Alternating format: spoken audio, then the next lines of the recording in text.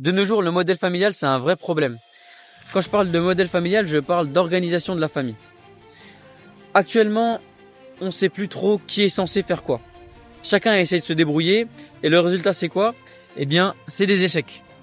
Car il y a de plus en plus et de plus en plus rapidement des divorces.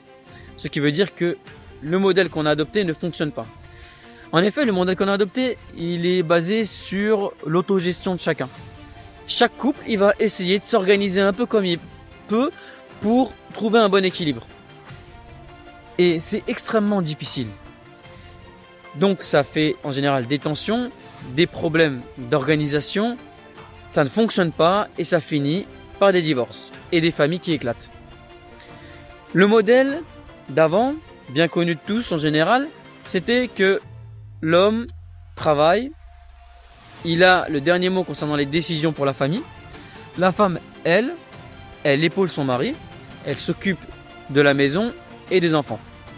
Je dis pas que c'est le modèle idéal, mais en tout cas ça fonctionnait déjà mieux que maintenant.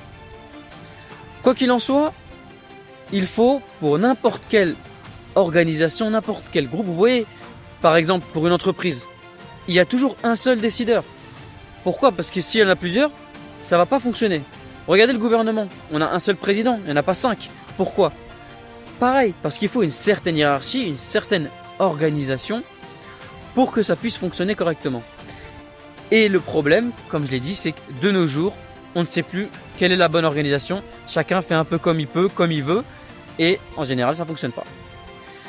Tout ça pour dire que je ne sais pas quel est le bon modèle, mais laisser les gens un peu faire comme ils veulent, laisser chacun essayer de juger quel est le bon fonctionnement, ça n'a pas l'air d'être très efficace.